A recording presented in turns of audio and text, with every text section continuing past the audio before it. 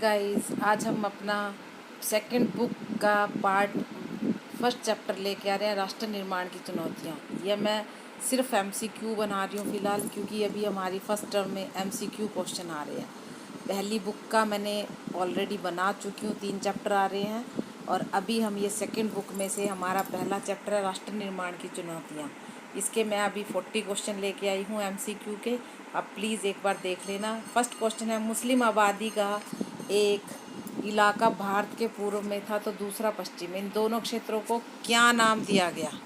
क्या नाम दिया गया? पूर्वांचल क्षेत्र, पश्चिमी क्षेत्र, पूर्व पूर्व पाकिस्तान या पश्चिमी पाकिस्तान, या इनमें से कोई भी नहीं।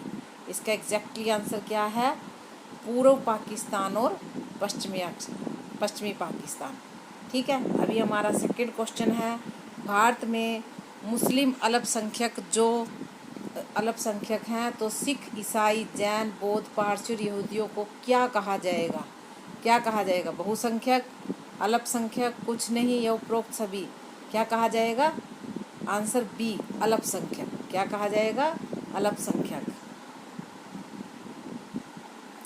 अभी हमारा है ये थर्ड क्वेश्चन, ब्रिटिश प्रभुत्व वाले भारत पर अंग्रेजों का शासन था, दूसरी तरफ छोटे मोटे रजवाड़े थे, जिन पर शासन किनका था?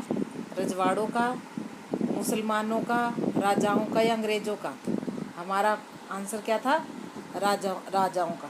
किसका था? राजाओं का।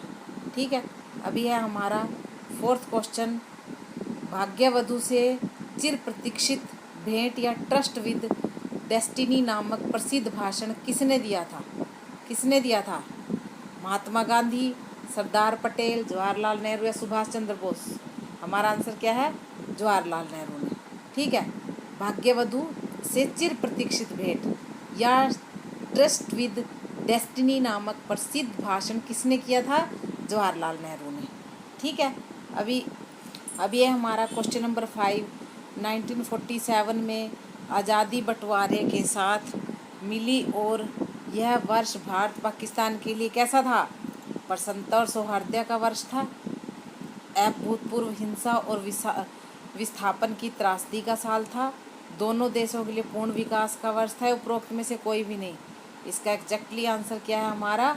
अभूतपूर्व हिंसा और विस्थापन की त्रासदी का साल था, क्योंकि 1947 में जब बंटवारा हुआ तो बहुत ज़्यादा प्रॉब्लम हुई थी, जिसकी वजह से बहुत ज़्यादा हिंसा हुई थी और त्रासदी भरा साल था, मीन्स बहुत ज़्यादा लड़ाई झगड़े हुए थे। ठीक है, नेक्स्ट है हमारा क्वेश्चन, सिक्स्थ क्वेश्चन है, स्वतंत्र होते ही भारत के समक्ष कितनी चुनौतियाँ सिर पर उठाए खड़ी थी? 2, 3, 5 या 4? कितनी थी हमारी? 3 चुनौतियाँ थी हमारी। कितनी थी? 3 चुनौतियाँ। अब है हमारा सेवन्थ क्वेश्चन, आज़ादी मिलते ही भारत की चौथी प्रमुख चुनौती किसे कहा गया? किसे कहा गया? बहुसंख्यकों को, अल्पसंख्यकों को, अंग्रेजों की या इनमें से कोई भी नहीं? मेन क्या है इसका? अंग्रेजों की। आप लोगों को अल्पसंख्यक या बहुसंख्यक लग रहा होगा, नो। आज़ादी मिलते ही भारत की चौथी प्रमुख चुनौती किसे कहा गया? अंग्रेजों की, क्योंकि अंग्रेज ही थे जो यहाँ पे अपने पैर पसारे बैठे थे। ठीक है, फिर अगला हमारा 8th क्वेश्चन है, भारत के विभाजन के कारण कितने लोगों को अपने घर बार छोड़कर सीमा पार जाना पड़ा? 2 करोड़, 1 करोड़, 50 लाख या 80 लाख? कितने लोग? 80 लाख लोगों को भारत से पाकिस्तान जाना पड़ा था और पाकिस्तान से भारत आना पड़ा था।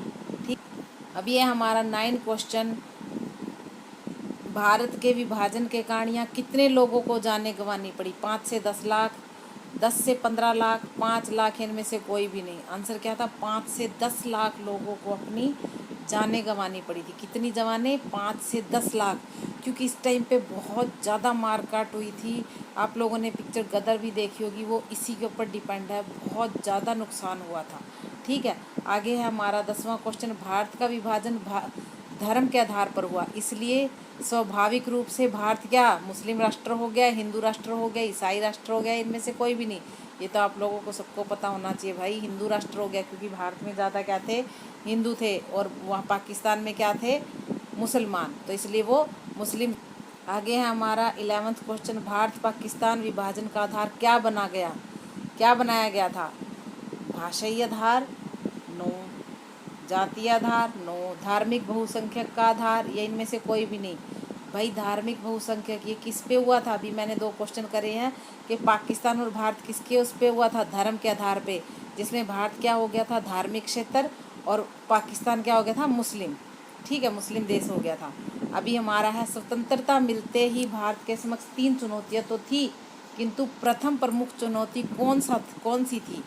देश की बहुसंख्यक समुदाय को ठीक से बसाने का प्रश्न था, या देश की अल्पसंख्यक जनसंख्या के विस्थापन का सवाल था, या राष्ट्रीय एकता और सुरक्षा का सवाल था, या उपरोक्त में से कोई भी नहीं। इसका आंसर क्या होगा? राष्ट्रीय की एकता और सुरक्षा का सवाल था, क्योंकि अंग्रेज़ों ने इतनी ज़बरदस्त तरीके से एक दूसरे के अंदर फूट डाल दी थी कि अब हमारे जो नेता थे उनके सामने प्रॉब्लम थी कि राष्ट्रीय एकता को कैसे संभाला जाए, कैसे उसको ठीक किया जाए। अब यह हमारा 13th क्वेश्चन, भारत में मुसलमान अल्पसंख्यकों की तादाद इतनी ज़्यादा है कि वे चाहे तब भी यहाँ से कहीं नहीं जा सकते, यह किसने कहा था? किसने कहा था? जवाहरलाल नेहरू ने, सुभाष चंद्र बोस, महात्मा गांधी या विपिन चंद्र पाल? किसने कहा था? जवाहरलाल नेहरू ने। क्योंकि वाकई में यहाँ की जनसंख्या, तभी तो पाकिस्तान बनने के बावजूद भी यहाँ बहुत ज़्यादा है, अभी भी भारत में बहुत ज़्यादा जनसंख्या है मुसलमानों की। फिर है हमारा 14th क्वेश्चन, अगर मुसलमान पठान, पंजाबी, सिया और सुन्नी आदि में बटे हैं तो हिंदू भी ब्राह्मण, वैष्णव, क्षत्रिय और बंगाली, मदासी आदि समुदाय में है। यह कथन किसने कहा था? किसने कहा था? अब्दुल कलाम, मोहम्मद अली जिन्ना, सरदार पटेल, अमृता प्रीतम? किसने कहा था ये? मोहम्मद अली जिन्ना ने, क्योंकि वो मुसलमानों की साइड से खड़े हुए थे। ठीक है, इसलिए उन्होंने क्वेश्चन किया था कि भाई अगर मुसलमान इनमें बटे हुए हैं, सिया सुन्नी वगैरह में, तो हिंदू भी तो बहुत से जैसे ब्राह्मण वैष्णव में बटे हुए हैं। ठीक है, आगे है हमारा क्वेश्चन 15। सन 1947 में 2 राष्ट्र एक साथ अस्तित्व में आए, ऐसा किस कारण से हुआ था? किस कारण से हुआ था? द्विराष्ट्र सिद्धांत के कारण, एक राष्ट्र सिद्धांत के कारण, विभाजन के कारण, उपरोक्त सभी? इसका एक्चुअली आंसर आप लोगों को पता होगा कि द्विराष्ट्र सिद्धांत के कारण, क्योंकि एक पाकिस्तान बना और एक हिंदू मीन्स भारत बना।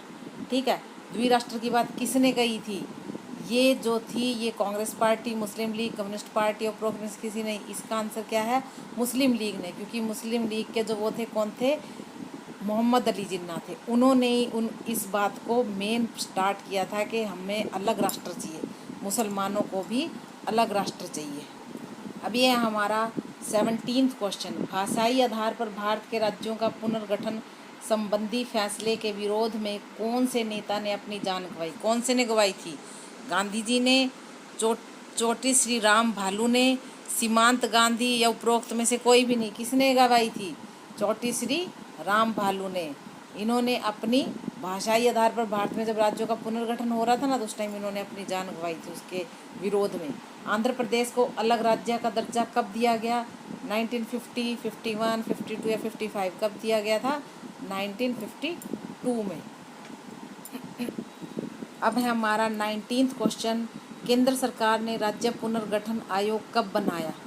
1953 में, 1950 में, 1955 में, या 1954 में? कब बनाया?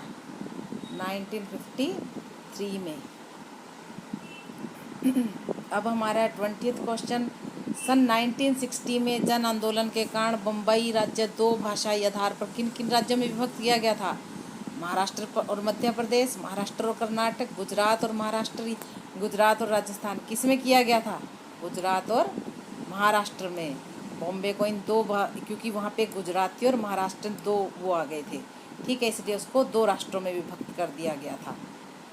अब ये हमारा 21 यानी कि 21वां क्वेश्चन है, स्वतंत्र हैसियत रखने वाले रजवाड़ों की संख्या सन 1947 में कितनी थी? 670, 655, 556 या 565? आंसर क्या है इसका? 565। क्योंकि जिस टाइम हमारा भारत आज़ाद हुआ था उस टाइम भी कुछ ऐसे थे जो खुद की रियासत रखना चाहते थे, तो वो कौन से थे? 565। ठीक है, फिर हमारा 22वां क्वेश्चन है, हैदराबाद का निज़ाम 1947 ईस्वी के विभाजन में क्या घोषणा किया था?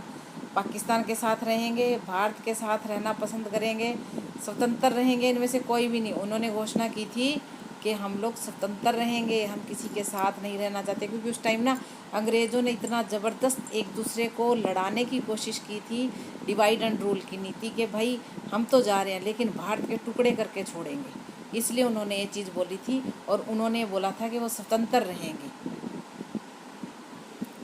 नेक्स्ट है हमारा क्वेश्चन 23, औपनिवेशिक शासन के समय भारतीय प्रांतों की सीमाएं किस प्रकार तय की गई थी? अंग्रेज़ों ने जितने क्षेत्र जीत लिए उसे अलग प्रांत का दर्जा मिलता है था। भाषाई आधार पर सीमा तय हो जाती थी। संस्कृति के एकरूपता पर प्रांत की सीमाएं बनाई जाती थी। इनमें से सभी, इसका क्वेश्चन आंसर क्या है? पहला, कि अंग्रेज़ों ने जितने क्षेत्र जीत लिए उसे अलग प्रांत का दर्जा मिलता था। ठीक है। हमारा 24 क्वेश्चन क्या है? भारत ने अंग्रेज़ों द्वारा बनाई गई सीमाओं को क्या किया? स्वीकार किया, खारिज कर दिया, उसी में सुधार किया? उनमें से कोई नहीं। भारत ने क्या किया था? अंग्रेज़ों ने जो सीमाएं बनाई थी उनको खारिज कर दिया था, क्योंकि वो क्या, एकता की भावना लाना चाहते थे। ठीक है। अब है हमारा 25 क्वेश्चन, भारत सरकार द्वारा प्रांतों का पुनर्गठन भाषाई आधार पर होगा का संपूर्ण देश में स्वागत हुआ, विरोध हुआ, लोग चुप रहे, या इनमें से कोई भी नहीं? क्या हुआ? विरोध हुआ। अब ये क्वेश्चन आया कि भारत जो है प्रांतों का पुनर्गठन भाषा के आधार पर होगा, तो इसमें पूर्ण देश में क्या हुआ था? विरोध हुआ था, बहुत ज़बरदस्त विरोध हुआ था। भारत विभाजन के बारे में निम्नलिखित कौन सा कथन गलत है? भारत विभाजन द्विराष्ट्रीय सिद्धांत का परिणाम था, ये आपको पता होना चाहिए कि ये सही है। धर्म के आधार पर दो प्रांत पंजाब और बंगाल का बंटवारा हुआ। पूर्व पाकिस्तान पश्चिमी पाकिस्तान में संगति नहीं थी। और क्या है? विभाजन की, ये भी ठीक है, दोनों तीनों ठीक है। विभाजन की योजना में यह बात भी शामिल थी कि दोनों देशों के बीच आबादी की अदला बदली होगी, ये नहीं है। ठीक है। तो हमने क्या क्वेश्चन था हमारा कि कौन सा कथन गलत है? ठीक है। अब आ गया हमारा 27 क्वेश्चन, किसने द्विराष्ट्रीय सिद्धांत का प्रतिपादन किया था? किसने किया था? ये तो ऑटोमेटिकली सबको पता होना चाहिए। महात्मा गांधी नो, पंडित जवाहरलाल नेहरू नो, मोहम्मद अली जिन्ना या सरदार वल्लभ भाई पटेल? किसने किया था ये? मोहम्मद अली जिन्ना ने, क्योंकि वही द्विराष्ट्र, वो कहते थे कि मुसलमानों के लिए और अलग वो होना चाहिए। फिर हमारा डॉक्टर श्याम प्रसाद मुखर्जी किस दल के नेता थे? भारतीय जनसंघ, भारतीय साम्यवादी दल, सोशलिस्ट पार्टी, स्वतंत्र पार्टी? किसके थे? भारतीय जनसंघ के। किसके थे? भारतीय जनसंघ के। फिर है हमारा 29 क्वेश्चन, कश्मीर के भारत में विलय पत्र पर किसने हस्ताक्षर किए थे? लॉर्ड माउंटबेटन, सरदार पटेल, जवाहरलाल नेहरू या राजा हरि सिंह? किसने किए थे? इसका आंसर है डी, राजा हरि सिंह ने। किसने किए थे? राजा हरि सिंह ने। कश्मीर के भारत में विलय पत्र पर किसने हस्ताक्षर किए थे? राजा हरि सिंह ने। आगे हमारा 30 क्वेश्चन, 1956 में भारतीय राज्यों के पुनर्गठन का आधार क्या बनाया गया? भाषा, भौगोलिक क्षेत्र, जाति या धर्म? किसको बनाया गया था? नंबर ए पे भाषा को, क्योंकि भाषा के आधार पर ही ऐसे किया था, जैसे गुजरात बना दिया, महाराष्ट्र बना दिया, इस तरीके से बनाए थे। फिर है हमारा राज्य पुनर्गठन आयोग का गठन कब हुआ? 1947, 48, 50 या 53? 53 में। कब हुआ था? 53 में हुआ था। अब हमारा 32 क्वेश्चन है, भारत के प्रथम राष्ट्रपति कौन थे? भाई ये तो मेरे ख्याल से आई थिंक सबको ही पता होगा कि भारत के प्रथम राष्ट्रपति कौन थे। Jawaharlal Nehru no, Sardar Patel no, Radhakrishnan no, और पंडित Rajendra Prasad, sorry doctor Rajendra Prasad, yes, ये हमारे पहले प्रथम राष्ट्रपति थे। ठीक है। भारत में लौह पुरुष की संज्ञा किसे दी गई थी? जवाहरलाल नेहरू, सरदार पटेल, महात्मा गांधी या जयप्रकाश नारायण? आंसर क्या है इसका? सरदार पटेल जी को ही लौह पुरुष की संज्ञा दी गई थी। संविधान ने किस भाषा को राजभाषा का दर्जा दिया था? आई थिंक ये तो सबको ही पता होगा, अंग्रेजी, हिंदी, उर्दू या बंगाली? किस भाषा को दिया गया था?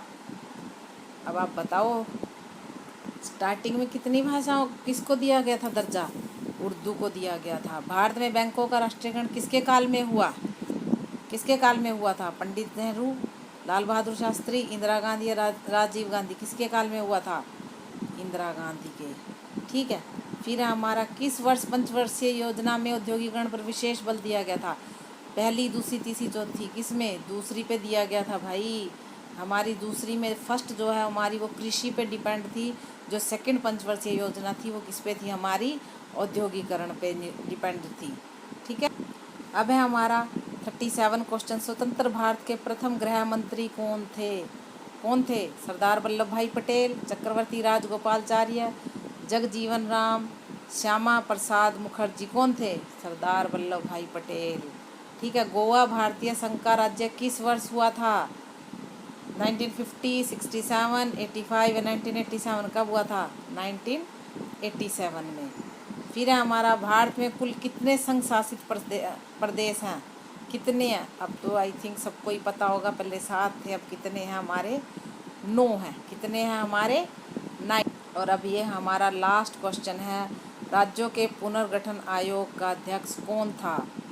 गोविंद बल्लभ पंत, सरदार के.एम. पन्नीकर, पंडित हृदयनाम कुंजरू, न्यायमूर्ति फजल अली। क्या था आंसर? क्या इसका? न्यायमूर्ति फजल अली। ये क्या थे? राज्यों के पुनर्गठन आयोग के अध्यक्ष थे। इस तरह आज मैंने आपको 40 क्वेश्चन कराए हैं। क्या था हमारा? वो चैलेंजेस ऑफ नेशन बिल्डिंग के MCQ में। ये हमारा MCQ का चैप्टर आ रहा है 12th में, फर्स्ट टर्म में। गाइस, अगर कोई प्रॉब्लम हो तो प्लीज़ मुझे कमेंट करके बताएं। Thank you, bye bye.